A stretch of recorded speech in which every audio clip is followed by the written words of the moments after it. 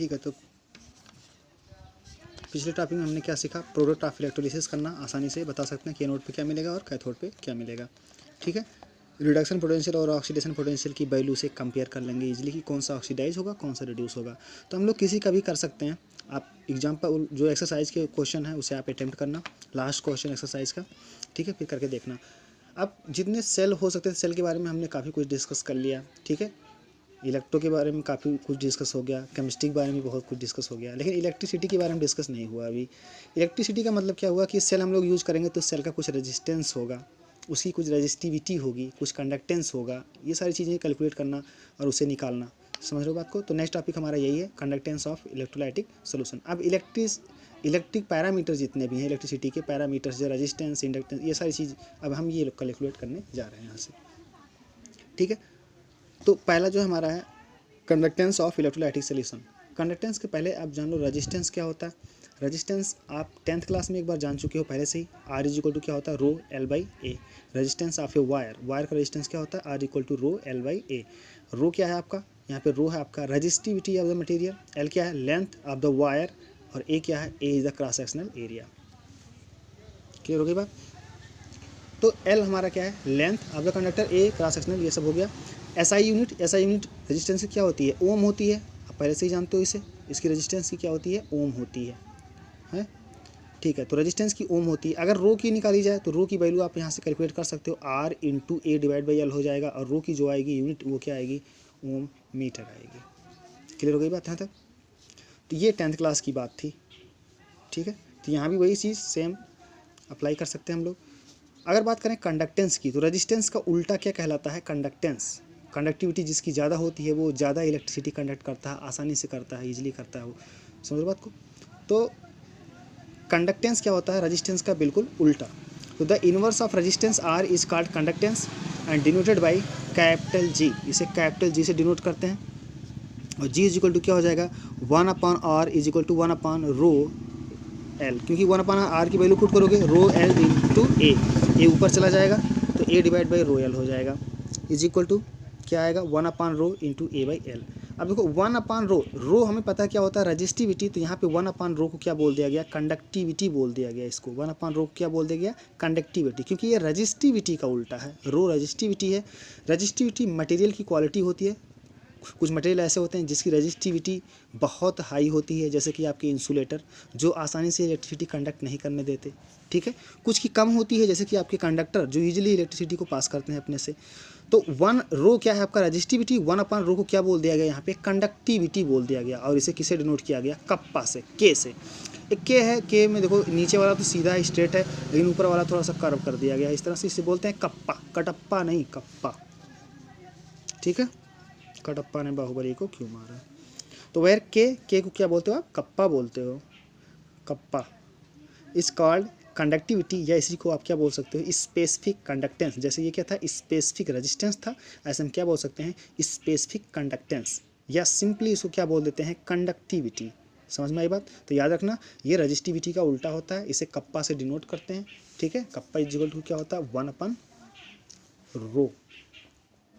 तो हम क्या जान गए, रेजिस्टेंस जान गए। रेजिस्टेंस का उल्टा क्या होता है, जी होता है, जिसे आप क्या बोलते हो, कंडक्टेंस बोलते हो। रेजिस्टेंस, इसका उल्टा क्या बोलते हो, कंडक्टेंस, जिसे जी से डिनोट करते हो, जी से। ठीक है, और रो को क्या बोलते हो, रजिस्टिविटी, और रो के उल्टे मतलब इनवर्स को 1/रो को क्या बोलते हो आप, कप्पा बोलते हो, जो स्पेसिफिक कंडक्टिविटी, कंडक्टेंस का स्पेसिफिक कंडक्टेंस, या सिंपली क्या बोल देते हैं, कंडक्टिविटी, जिसे आप क्या बोलते हो, के से। ठीक है यहाँ तक। अब यूनिट की बात कर लें तो the SI unit of conductance G is, उल्टा हो जाएगा ना इसका, ओम होता था, जी इज इक्वल टू क्या होता है, 1/r। तो आर का ओम, तो ये ऊपर जाएगा तो क्या हो जाएगा, ओम इनवर्स, इस तरह से ओम इनवर्स। अब ओम इनवर्स होगा इसका, और ओम इनवर्स को लिखने का जो तरीका इसे बोलते हैं महो, क्योंकि इधर से पढ़ोगे तो OHM क्या होता है, ओम, इधर से ओम है, इधर से उल्टा हो गया इसका, तो क्या हो गया, महो, MHO, महो। इसका मतलब क्या हुआ, ये कंडक्टेंस है, ये रिवर्स है, उल्टा है किसका, रेजिस्टेंस का। ठीक है, तो इसे ओम इनवर्स या महो कहते हैं। या एक और यूनिट है जो सबसे ज़्यादा यूज होता है, वो क्या है आपका, सीमेंस, SIEMEN, सीमेंस, या कैपिटल S से डिनोट करते हैं इसे। तो ये कंडक्टेंस है। रेजिस्टेंस और कंडक्टेंस में समझ में आ गया आपको। रेजिस्टेंस का बिल्कुल उल्टा क्या होता है, conductance. The inverse of resistivity, rho की रजिस्टिविटी इज कॉल्ड कंडक्टिविटी, या इसी को आप क्या बोलते हैं, स्पेसिफिक कंडक्टेंस। और इसे किससे डिनोट करते हो, कप्पा से, जो हमने देख ही लिया। तो kappa into A by L is equal to क्या हो गया, जी। अगर हम यहाँ पे कंडक्टिविटी निकाल रहे हैं, यानी कि के की वैल्यू निकालें, तो के इज इक्वल टू क्या हो जाएगा, G into A by L by A, ठीक है। और एल बाई ए को जी स्टार नाम दे दिया गया। इसे बोलते हैं सेल पैरामीटर, यानी कि आपने कितना बड़ा सेल बनाया उसका पैरामीटर क्या है, लेंथ क्या है, विड्थ क्या है, ठीक है। वही चीज़ तो यहाँ पे है, देखो लेंथ है उस सेल का, और क्या है, क्रॉस सेक्शनल एरिया है। तो लेंथ और विड्थ दोनों ही आ गया। तो इसीलिए इसको क्या बोलते हैं, सेल पैरामीटर। और इसे किससे डिनोट करते हैं, जी स्टार से। तो के इज इक्वल टू क्या हो गया, जी कंडक्टिविटी इंटू, कंडक्टिविटी नहीं बल्कि कंडक्टेंस, ये रेजिस्टेंस का उल्टा तो क्या कहलाएगा, कंडक्टेंस। तो कंडक्टिविटी इज इक्वल टू क्या हुआ, कंडक्टेंस इंटू सेल पैरामीटर, यानी कि जी स्टार। तो K is equal to G into G star, ठीक है। समझ में आया कुछ, ठीक है। तो जी हमारा क्या है, जी क्या है, कंडक्टेंस, और जी स्टार क्या है, पैरामीटर है, किसका, सेल पैरामीटर है। क्लियर हो गई बात यहाँ तक। नेक्स्ट है, where G star is cell constant या सेल पैरामीटर कांस्टेंट, इसे पढ़ते हैं।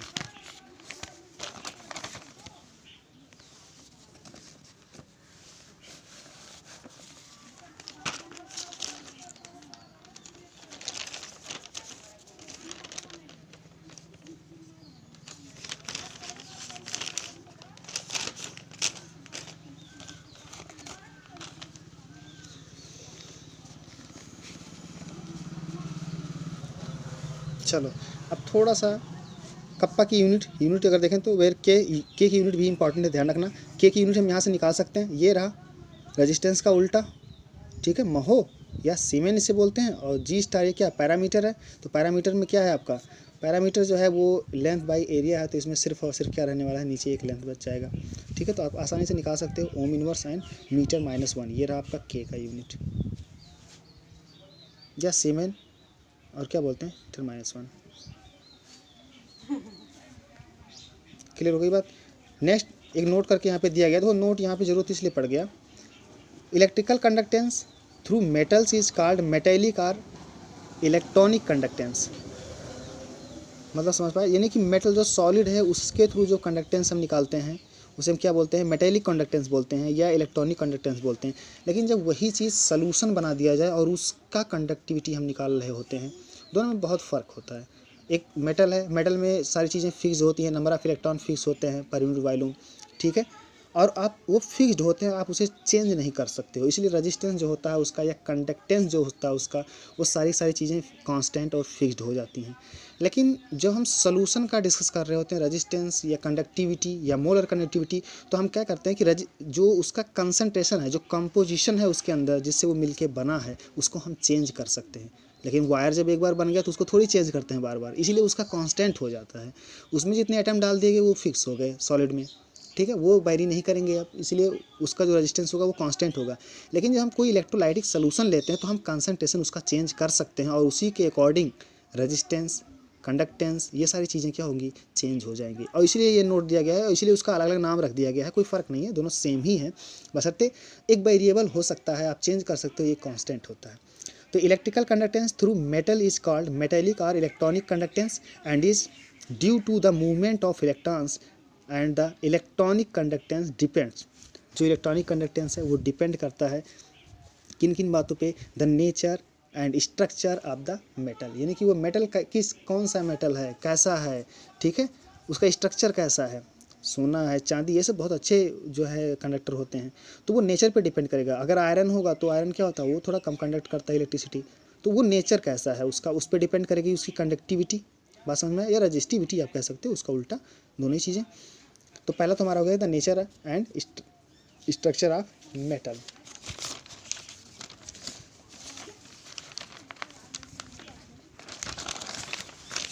दूसरा अगर देखें तो the number of valence electron पर एटम, यानी कि जो फ्री इलेक्ट्रॉन है, जो मूव करेंगे, जो चार्ज को कैरी करेंगे, उनकी संख्या पे डिपेंड करेगा आपका कंडक्टिविटी। समझ पाए ना बात को। तो नंबर ऑफ वैलेंस इलेक्ट्रॉन पर एटम, कितने फ्री हैं जो कंडक्ट कर सकें। और थर्ड जो हमारा होता है वो टेम्परेचर। टेम्परेचर हम जानते हैं सॉलिड अगर है, कोई एक मेटल का वायर है, अगर उसे हम हीट करेंगे तो हीट करने पे जो उसका रेजिस्टेंस होता है वो इंक्रीज कर जाता है। समझ पाए ना बात को? क्या मतलब है इसका? इसका मतलब ये है कि ये अगर एटम है, ये एक कोई इस तरह से था, अब यहाँ 20 से अगर मान लो एक इलेक्ट्रॉन को पास होना है, ये मेटल का वायर है, ठीक है, मैं उसमें एटम को दिखा दिया और ये फ्री इलेक्ट्रॉन जो इसके थ्रू होके पास होंगे। अब सोचो कि जब टेम्परेचर कम है तो यहाँ पे ये बहुत ज़्यादा वाइब्रेट नहीं करते हैं, ये एटम वाइब्रेट नहीं करते हैं, तो बीच में स्पेस बहुत होता है कि ये इलेक्ट्रॉन आसानी से यहाँ से निकल जाए, तो बहुत प्रॉब्लम नहीं होगी और कंडक्शन क्या होगा, बहुत अच्छा रहेगा उस समय। लेकिन जब आप टेम्परेचर बढ़ा देते हैं सॉलिड के केस में, in the case of solid, तो जो एटम होता है ये वाइब्रेट करने लगता है लेफ्ट एंड राइट, इस तरह से ये वाइब्रेट करने लगता है इस तरफ से, तो यहाँ पे जो क्रॉस कर सकता था उस क्रॉस करने का जो रेट होगा वो कम हो जाएगा, डाउन हो जाएगा। और इसीलिए टेम्परेचर को बढ़ाने पे जो सॉलिड होते हैं उनका कंडक्टेंस या जो कंडक्टर होते हैं उनकी जो कंडक्टिविटी होती है वो डिक्रीज करती है और रजिस्टिविटी क्या होती है वो इंक्रीज कर जाती है। समझ पाए बात को? अगर ये इजीली इलेक्ट्रॉन यहाँ से पास कर जाते तो अच्छा कंडक्शन होता, लेकिन नहीं पास कर पाएंगे टेम्परेचर को इंक्रीज करने पे। तो वही चीज़ यहाँ पे थर्ड जो हमारा फैक्टर है वो क्या है, टेम्परेचर है। तो it decreases on increasing temperature, conductivity क्या होती है, डिक्रीज करती है, एंड इंक्रीजेज ऑन डिक्रीजिंग, और जो हम कम करते हैं तो क्या होता है उसका कंडक्शन इंक्रीज हो जाता है। तो जो कंडक्टिविटी सॉलिड की होती है वो ये फैक्टर हैं जिन पे डिपेंड करती है। लेकिन अगर कंडक्टिविटी हम एक इलेक्ट्रोलाइटिक सोल्यूशन का चेक करने जा रहे हैं तो उस पर कुछ और फैक्टर होते हैं जो डिपेंड करते हैं, जैसे कि यहाँ पे मैंने क्या लिखा दो, the conductance of electricity by ions present in the solution is called electrolytic और आयनिक कंडक्टेंस। यहाँ नाम बदल दिया गया, क्या इलेक्ट्रोलाइटिक या आयनिक कंडक्टेंस बोल दिया गया। एंड इट डिपेंड्स ऑन, और ये जो कंडक्टिविटी है वो डिपेंड किस पे करती है। पहला जो हमारा है वो है द नेचर ऑफ इलेक्ट्रोलाइटिक, जो अभी ऐड किए हो आप उसमें इलेक्ट्रोलाइटिक सोल्यूशन में, ठीक है, उसका नेचर कैसा है, कैसा उसका कंडक्शन है। समझ पाए ना बात को? Size of the ions produced and their solvation. Size की अगर बात करें तो साइज़ बहुत बड़ी साइज़ का अगर एटम है, आयन है आपका, तो बल्कि हो जाएगा और ईजिली चल नहीं पाएगा उस सोल्यूशन के अंदर, बहुत ही स्लो चलेगा। लेकिन अगर छोटे साइज़ का है तो वो क्या होगा, ईजिली बहुत ही तेज़ी जा पाएगा। तो ये डिपेंड करता है हाइड्रेशन पे कि किसका हाइड्रेशन कम हुआ, किस आयन का ज़्यादा हुआ है, ठीक है। तो वो मूवेबिलिटी की बात हो रही है कि कौन सा आपका आयन जो है वो तेज़ी से मूव कर सकता है। तो अगर छोटे साइज़ का है तो ईजिली मूव करेगा, और अगर बड़े साइज़ का है, बिगर साइज़ का है, तो क्या होगा, बल्कि होने की वजह से वो चल नहीं पाएगा उतनी तेज़ी से, ठीक है। तो साइज़ पे भी डिपेंड करती है। सॉल्वेशन वही किस तरह से वो डिजॉल्व हो रहे हैं, डिजॉल्व हो भी रहे हैं कि नहीं हो रहे हैं। तो the nature of solvent and it's viscosity. Nature of solvent, solvent जो जिसमें आपने घोल रखा है उस सॉल्वेंट की क्वालिटी क्या है, क्या वो विस्कस है, विस्कस मतलब कि वो इजीली फ्लो कर सकता है या नहीं कर सकता। कुछ चीज़ें होती हैं गाढ़े होते हैं तो वो इजीली फ्लो नहीं कर सकते, ठीक है। और कुछ चीज़ें होती हैं जैसे पानी है, वो थोड़ा फीका या हल्का होता है, कम डेंस होता है, तो ईजिली क्या होता है, फैल जाता है, फ्लो करने लगता है। तो वही बताया जा रहा है कि उसका विस्कोसिटी कैसा है, ठीक है। तो उस पर भी डिपेंड करता है। कंसंट्रेशन ऑफ द इलेक्ट्रोलाइटिक, ये मेन रहा हमारे लिए, ठीक है। किस पे डिपेंड करता है, कंसंट्रेशन पे डिपेंड करता है कि कंसंट्रेशन घटेगा बढ़ेगा, किस पे क्या डिपेंड करेगा। तो अगर कंसंट्रेशन की बात करें तो अगर हम लोग किसी भी इलेक्ट्रोलाइटिक सोल्यूशन का इंक्रीज कर रहे हो, it increases with increase in temperature. ये अगर कंसंट्रेशन की बात करें तो कंसंट्रेशन में देखो, कंसंट्रेशन अगर हम बढ़ाएंगे तो जो नंबर ऑफ आयंस थे पर यूनिट वॉल्यूम, जो नंबर ऑफ आयंस थे उनकी संख्या बढ़ जाएगी, जिससे क्या होगा, ज़्यादा चार्ज कैरी करेंगे वो, और क्या होगा, कंडक्टिविटी बढ़ जाएगी, ठीक है। तो अगर हम कंसंट्रेशन इंप्रूव करते हैं तो कंडक्टिविटी क्या होगी, इंक्रीज करेगी। टेम्परेचर की अगर बात करें तो टेम्परेचर में जो सॉलिड के केस में था उसका बिल्कुल उल्टा है यहाँ पे। क्यों? क्योंकि जब हम टेम्परेचर बढ़ाते हैं जो आयंस थे उनकी मोबिलिटी जो थी सोल्यूशन के अंदर, उनके भागने या चलने की जो स्पीड थी वो इंक्रीज कर जाएगी और बहुत ही तेज़ी से वो मूव करने लगेंगे, चार्ज को कैरी करेंगे। बात समझ में आया? तो इस केस में क्या होता है, टेम्परेचर को जब हम बढ़ाते हैं तो कंडक्टिविटी बढ़ जाती है, लेकिन सॉलिड के केस में जब एक वायर होता है तो जब हम टेम्परेचर बढ़ाते हैं तो उसका कंडक्टिविटी क्या हो जाता है, घट जाता है। क्या बात समझ में आया? तो ये फैक्टर हैं, आप देख सकते हो फैक्टर किस पे कंडक्टिविटी डिपेंड कर रही है, ठीक है। जो मेन है, जो डिस्कस करना है हमें, वो है टेम्परेचर और हमारा क्या है, कंसंट्रेशन। और बाकी ये सारी चीज़ें साइज, ये सब हम लोग देख चुके हैं 11th क्लास में कि छोटी साइज़ का होगा तो वो क्या होगा, उसका हाइड्रेशन ज़्यादा हो जाएगा, या छोटी साइज़ का होगा तो हाइड्रेशन क्या करेगा, ज़्यादा करेगा और वो बहुत ही स्लो मूव करेगा। समझ पा रहे बात को? और अगर बिगर साइज़ का तो उसका हाइड्रेशन कम होता है, वाटर में अगर हम डिजॉल्व कर रहे हैं तो उसका हाइड्रेशन कम होता है और क्या होता है, ज़्यादा स्पीड से फ्लो करता है वो। तो ये फैक्टर हैं, देख लेना अब दोनों ये फैक्टर सिर्फ और सिर्फ इसलिए यहाँ पे दिए गए हैं ताकि आप दोनों में फ़र्क समझ पाओ थोड़ा सा, कि हम लोग यहाँ पे जो है वो इलेक्ट्रोलाइट के बारे में डिस्कस करने जा रहे हैं, एक सॉल्यूशन के रेजिस्टेंस, कंडक्टेंस, इन सारी चीज़ों को डिस्कस करने जा रहे हैं। और ऊपर जो पहला नोट था वो इसलिए था कि सॉलिड जब कोई वायर वायर था या जो हमने पढ़ लिया है पहले से ही, वो है आपके सामने कि वहाँ पे क्या होता था। ठीक है, चलो ठीक है। Cell constant is measured, next इधर देखो, टेम्परेचर यहाँ तक समझ में आ गया। तो हमने देख लिया कंडक्टेंस, देख लिया रेजिस्टेंस, देख लिया कंडक्टिविटी, देख लिया, ठीक है, उनकी यूनिट देख लिया, यूनिट वेरी वेरी इंपॉर्टेंट, ध्यान रखना, याद रखना सबका। अब बात कर रहे हैं मेजरमेंट की, तो हम लोग कैसे मेजर करते हैं, measurement of conductivity and molar conductivity. अब कंडक्टिविटी को मेजर कैसे किया जाए, मोलर कंडक्टिविटी अभी डिफाइन नहीं किया गया कि मोलर कंडक्टिविटी क्या होता है, अभी डिफाइन किया जाएगा। तो हम लोग क्या करने जा रहे हैं, एक कंडक्टिविटी या कंडक्टेंस अगर निकालना हो या रेजिस्टेंस निकालना हो तो हम लोग कैसे निकालेंगे।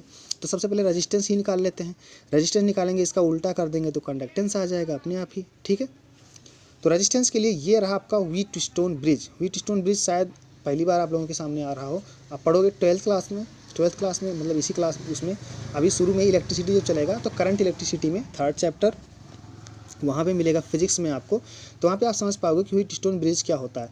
व्हीटस्टोन ब्रिज सिंपली अगर कहा जाए तो ये एक इंडिकेटर होता है। ये यहाँ पे देखो, यहाँ पे बीच में एक इंडिकेटर लगा है, यहाँ बीच में एक इंडिकेटर लगा होता है जो नल पॉइंट यानी 0 पॉइंट को शो करता है। समझ आई बात। यहाँ पे देखो 4 भुजाएं हैं इसकी, 4 आर्म्स से इसके, ये एक आर्म हुआ, एक ये 2, एक ये 3, एक ये 4। यहाँ बीच में ये कनेक्ट कर दिए गए हैं एक बैटरी से इस तरह से, ठीक है। और यहाँ पे क्या, इन दो पॉइंट के बीच में क्या लगा दिया गया है, एक डिटेक्टर लगा दिया गया है जो नल पॉइंट को डिटेक्ट करता है, बताता है हमें, ठीक है, इंडिकेटर है ये। अब इधर से करंट जाएगा, अब इधर से अगर करंट गया और यहाँ की जो ब्रांच है, दिस ब्रांच और ये ब्रांच, इन ब्रांच की जो रेजिस्टेंस है, दैट मीन्स अगर ये R है, ये कितना है, R1 है, तो देखो मैं लिख दे रहा हूँ यहाँ पे R into R1 is equal to, इन दोनों ब्रांच का जो मल्टीप्लिकेशन होगा वही सेम मल्टीप्लिकेशन इन दोनों के पॉइंट का जब होगा R2 into R3 is equal to, ठीक है, ये समझ में आया। यानी कि इन दोनों का मल्टीप्लिकेशन इज इक्वल टू इन दोनों का मल्टीप्लिकेशन जो होगा, जब ये दोनों इक्वल हो जाएंगे तभी ये जो इंडिकेटर है वो नल पॉइंट को इंडिकेट करेगा। समझ में आई बात। तो ये रहा सेटअप इसका। मैंने बता दिया कि ये 4 आर्म्स है इसके और चारों पे क्या होता है, रेजिस्टेंस लगे होते हैं। ये रेजिस्टेंस वो है जिसको हमें फाइंड आउट करना है, R जिसकी वैल्यू रखा गया है, ठीक है। तो जिसका भी निकालना हो हम यहाँ क्या करेंगे, बीच में कनेक्ट कर दिए उस बैटरी को, जो भी हमने बनाया यहाँ बीच में हमने कनेक्ट कर दिया उसे, यहाँ पे एक भुजा, एक आर्म में उसे, ठीक है। यहाँ पे एक फिक्स्ड रेजिस्टेंस का ये रेजिस्टेंस हमने लगा दिया, इसकी वैल्यू हमें पता है, हमने अब सेलेक्ट करके लगाया है। और यहाँ पे भी हमने लगाया है, उसको भी हमने क्या किया, एक रेजिस्टेंस फिक्स्ड वैल्यू का यहाँ पे भी लगा दिया है। हमें ये वैल्यू पता है, हमें ये वैल्यू भी पता है, ठीक है, हमें ये वैल्यू भी पता है, लेकिन ये वेरिएबल है। वेरिएबल मतलब कि अगर हम चाहें तो इसको घटा बढ़ा सकते हैं, इसको क्या कर सकते हैं, घटा बढ़ा सकते हैं, ये वेरिएबल का साइन है। तो इस रेजिस्टेंस को घटाने बढ़ाने का मतलब ये है कि इसको हम घटाएंगे बढ़ाएंगे तो एक पॉइंट, एक ऐसा फिक्स पॉइंट हमें मिल जाएगा घटाने बढ़ाने से, जब ये नल पॉइंट को इंडिकेट करेगा। और उस केस में क्या होगा कि इसका और इसका मल्टीप्लिकेशन, इसके और इसके मल्टीप्लिकेशन ये क्या हो जाएगा, बराबर हो जाएगा उस केस में, तभी ये 0 पे जाएगा। तो हम बस इसको वेरी कराते रहेंगे और तब तक जब तक कि ये नल नहीं है। और नल जैसे ही हुआ तो हम समझ गए कि इसकी वैल्यू कितनी हो गई है इस समय, इसके बराबर, ये इसके मल्टीप्लिकेशन की वैल्यू इन दोनों के बराबर हो गई है। और इसकी वैल्यू हमें उस पॉइंट पे हम मेजर कर लेंगे, देख लेंगे उसमें रीडिंग क्या है घटा बढ़ा के जो कर रहे थे। तो इसका हमें पता हो गया, इसका पता हो गया, और इसका क्या हुआ, अननोन जो था वो हमें पता चल जाएगा यहाँ से। तो ये रहा आपका व्हीटस्टोन ब्रिज, बहुत अच्छे से आप इसे पढ़ोगे, ठीक है। रेजिस्टेंस, इंडक्टेंस, कैपेसिटेंस, इन सभी को इससे मेजर किया जा सकता है। तो यहाँ पे हमने क्या मेजर कर लिया, रेजिस्टेंस मेजर कर लिया, क्लियर हो गई बात। अब इसी रेजिस्टेंस का हमने क्या कर दिया, उल्टा कर दिया, तो हमें क्या मिल गया, कंडक्टेंस मिल गया। तो रेजिस्टेंस मेजर करने के लिए व्हीटस्टोन ब्रिज का यूज़ करते हैं हम लोग। नेक्स्ट देखो, cell constant is measured by using KCl solution whose conductivity is known already. अब जो सेल कांस्टेंट यानी कि लेंथ उसकी, उसका क्रॉस सेक्शनल एरिया, जो भी सेल हमने बनाया है, जो भी इलेक्ट्रोलाइटिक सोल्यूशन का सेल बनाया है, उसका लेंथ कितना है, उसकी विड्थ कितनी है, वो सारी चीज़ों को कैलकुलेट करने के लिए अगर हम एग्जैक्ट मेजर करके चलें कि पहले से ही सेट कर लें कि इतना सेंटीमीटर का हम लेंथ रखेंगे और इतना इसका क्रॉस सेक्शनल एरिया रखेंगे, तो एक्चुअली कंडक्टेंस पे फ़र्क पड़ता है, वो उससे फिक्स्ड वैल्यू पे नहीं आएगा। यानी कि सिर्फ मेजर करने से, फिजिकली अगर हम मेजर कर लिए तो उससे हम लोग नहीं निकाल पाएंगे इस सेल की वैल्यू। तो हम लोग क्या करते हैं क्योंकि वो इफेक्टिव एरिया, देखो जब सेल बनाते तो हमने जो मेजर किया, मान लो कि हमने ये पूरा लेंथ मेजर कर लिया, ठीक है, जबकि इलेक्ट्रोलाइटिक सोल्यूशन पता चला कि ये इतने बीच का ही कंडक्ट कर रहा है, तो इफेक्टिव जो लेंथ इसका आएगा वो कुछ चेंज होके आएगा। और इसीलिए हम लोग क्या करते हैं, हमेशा ही एक सेल बना के इसके अंदर इलेक्ट्रोलाइटिक से भर के और फिर इसकी कंडक्टिविटी निकाल के उससे निकालते हैं इसका, यानी इस जी वाली वैल्यू से, जी स्टार से।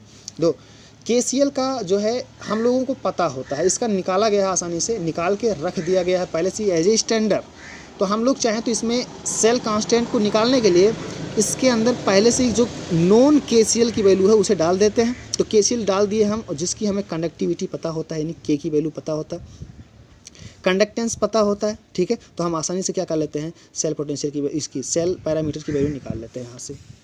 क्लियर हो गई बात। रेजिस्टेंस पता है, रेजिस्टेंस पीछे वाले से निकल गया, ये निकालने के लिए रेजिस्टेंस निकालेंगे ना, रेजिस्टेंस पीछे से पता चल गया। कप्पा हमें गिवन होता है KCl के लिए, क्योंकि इसका फाइंड आउट करके पहले से रख दिया गया है, तो कप्पा हमें पता होता है। ये सिर्फ और सिर्फ सेल कांस्टेंट के निकालने के लिए हम लोग यूज़ कर लेते हैं, ठीक है। और फिर जी स्टार, यहाँ से हमें जी स्टार की वैल्यू आसानी से मिल जाएगी। तो इस तरह से हम क्या निकाल सकते हैं, कंडक्टिविटी निकाल सकते हैं या कंडक्टेंस निकाल सकते हैं आसानी से। रेजिस्टेंस निकल गया तो निकल जाएगा, ठीक है।